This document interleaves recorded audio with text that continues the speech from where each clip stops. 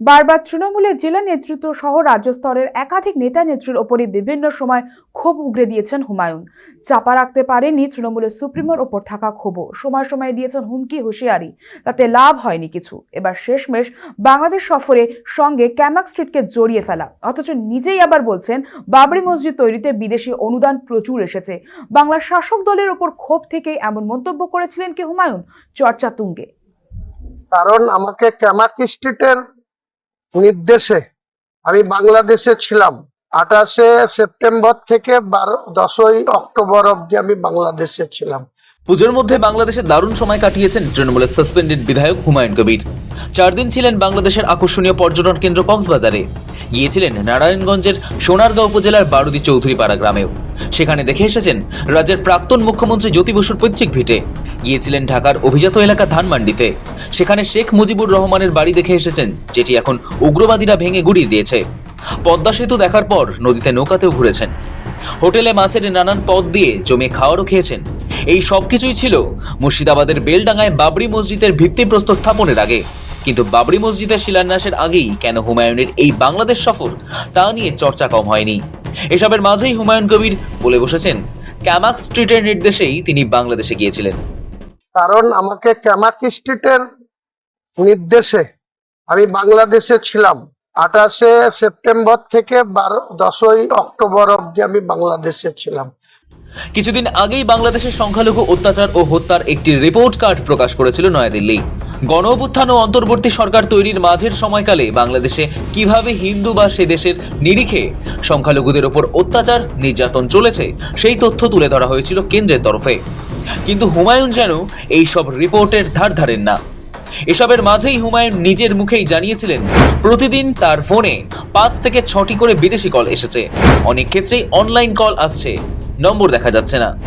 শুধু বাংলাদেশ থেকেই একাধিকবার ফোন এসেছে বলে জানিয়েছিলেন তিনি। কাতার, সৌদি আরব, বাংলাদেশ সবাই আমার সাথে যোগাযোগ করেছে। যেটা করতে যত টাকা লাগবে আমরা টাকা দেব, আপনি করুন। অর্থাৎ বাবরি মসজিদ তৈরিতে কোন কোন দেশ থেকে অনুদান আসছে নিজের মুখেই স্বীকার করে নিয়েছিলেন হুমায়ুন কবির।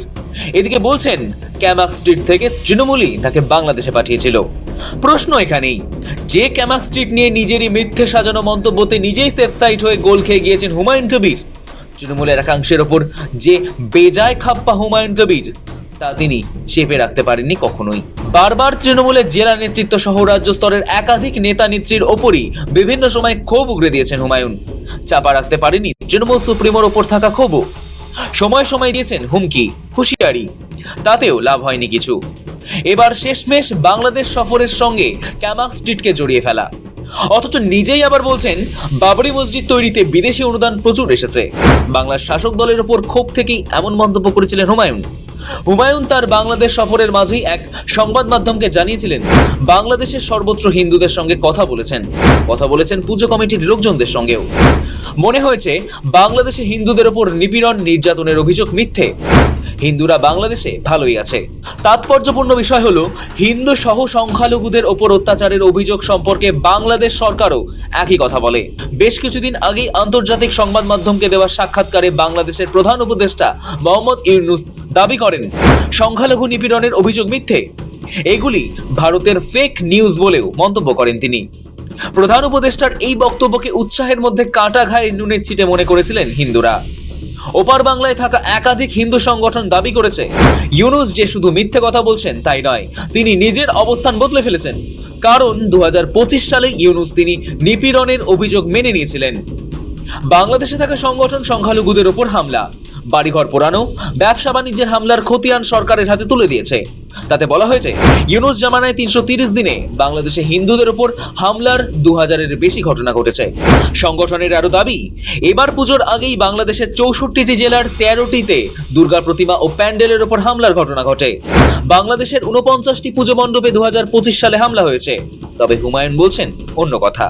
বাংলাদেশের দুর্গাপুজো নিয়ে নিজের অভিজ্ঞতা প্রসঙ্গে জানিয়েছিলেন, তিনি অনেকগুলি পুজো মণ্ডপে গিয়েছেন, একজনও কোনো সমস্যার কথা বলেনি, বরং বলেছেন বাংলাদেশে পুজো নিয়ে কোনো সমস্যাই নেই। কেউ গোলমাল করতে এলে মুসলিম প্রতিবেশীরাই সবার আগে বাধা দেবে। তিনি জানান, 36 বছর পর ফের বাংলাদেশে গেলেন, আমূল বদলে গেছে দেশটা, অনেক উন্নতি করেছে।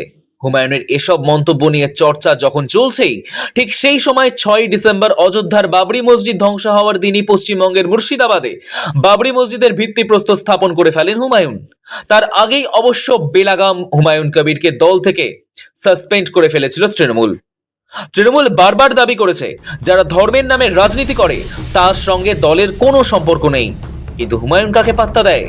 এমন পরিস্থিতিতে হুমায়ুন কবির নিজেই বলে বসেছিলেন যে তিনি কেবল দেশ থেকে নয় বিদেশ থেকে মসজিদ নির্মাণের জন্য অনুদান পাচ্ছেন।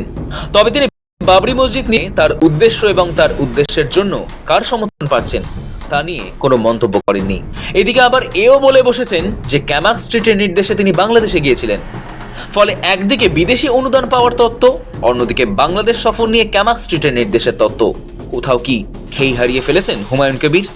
কাতার, সৌদি আরব, বাংলাদেশ সবাই আমার সাথে যোগাযোগ করেছে, যেটা করতে যত টাকা লাগবে আমরা টাকা দিব, আপনি করুন। হুমায়ুন কবির নিজের দল জনতা উন্নয়ন পার্টি প্রকাশ্যে আনার আগেই দল অল ইন্ডিয়া মজলিস ই ইত্তেহাদুল মুসলিমিন এর সঙ্গে জোট বাঁধার বার্তাও দিয়েছিলেন। ঠিক সেই সময় বাংলার মিম নেতা দাবি করেছিলেন হুমায়ুন কবির আসলে বিরোধী দলনেতা শুভেন্দু অধিকারীর ঘনিষ্ঠ বৃত্তের লোক। আর গোটা দেশ জানে শুভেন্দু অধিকারী স্বরাষ্ট্রমন্ত্রী অমিত শাহের কোনো টিমের সদস্য। যে ব্যক্তি দেশের বিভাজনকে প্রশ্রয় দেয় তার সঙ্গে জোট বাঁধা সম্ভব নয়। তিনি এও বলেছিলেন সবাই জানে হুমায়ুন কার ইশারায় কাজ করছেন।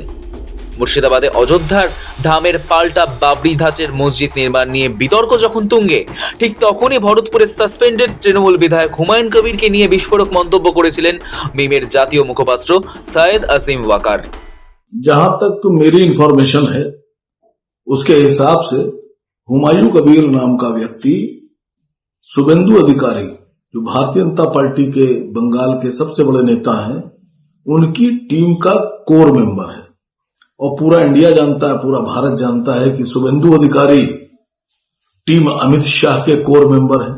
पूरी हिंदुस्तान का मुसलमान, एक बात तो तय है कि पूरा मुसलमान कंस्ट्रक्टिव मानसिकता रखता है, डिस्ट्रक्टिव नहीं।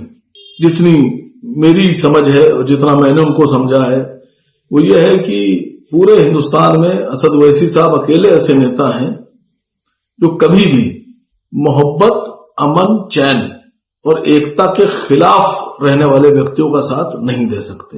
ऐसे व्यक्ति जो देश में मोहब्बत के लिए खतरा हो, मोहब्बत में दरार डालते हो, एकता के लिए खतरा हो, एकता भंग करते हो, अमन चैन खत्म करते हो, डिस्ट्रक्शन की पॉलिटिक्स करते हो, ऐसे लोगों के साथ असद ओवैसी साहब कतई नहीं जाएंगे।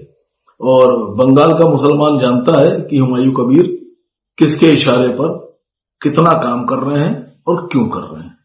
বাংলার শাসক দল আগেই বলেছে যে হুমায়ুন কবির নিজের দল তৈরি করে আস্ফালন করছেন সেই হুমায়ুন কবিরই একসময় বিজেপিতে নাম লিখিয়েছিলেন।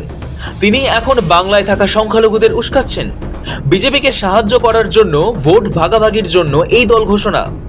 এই সূত্র বরাবরই দেখিয়ে দিতে চেয়েছে তৃণমূল। কেউ নিজেরা দল করছেন নাকি ভোট ভাগ করে বিজেপিকে সাহায্য করার জন্য অনেককে দল করছেন বা কাউকে দিয়ে দল করানো হচ্ছে, এগুলো আমাদের কিছু যায় আসে না।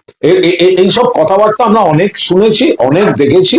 ফলে দল যারা ঘুরে ঘুরে আসে, ঘুরে ঘুরে যারা বিভিন্ন দলে রাজনৈতিক পর্যটক, তাদের মুখ থেকে এইসব কথাবার্তার কোনো ভ্যালু আছে বলে আমরা মনে করি না। বিজেপি বিরোধী ভোট কেটে বিজেপিকে যদি সুবিধা পাইয়ে দেওয়া যায়, যদিও বাংলা এসব হবে না, সেই কারণে তাকে সামনে রেখে বিজেপি ভোট ভাগের খেলা খেলছে। ওই গানটা মনে আছে, जितनी चाबी भरी राम ने, किसने? राम ने, उतना चले खिलौना। जितनी चाबी भरी राम ने, उतना चले खिलौना। ফলে একদিকে হুমায়ুন কবির বলছেন ক্যামাক স্ট্রিট থেকেই তৃণমূলই তাকে বাংলাদেশে পাঠিয়েছিল, অন্যদিকে আবার বলে ফেলেছেন বাবরি মসজিদ তৈরিতে বহু বিদেশি অনুদান এসেছে। প্রশ্ন এখানেই, যে ক্যামাক স্ট্রিট নিয়ে নিজেরই মিথ্যে সাজানো মন্তব্যতে নিজেই সেম সাইড গোল খেয়েছেন হুমায়ুন কবির। বাংলার শাসক দলের ওপর ক্ষোভ থেকেই এমন মন্তব্য করেছিলেন হুমায়ুন, যদিও হাটে হাড়ির আগেই ভেঙে দিয়েছে তৃণমূল ইন্ডিয়া মজলিস ই ইত্তেহাদুল মুসলিমিনী।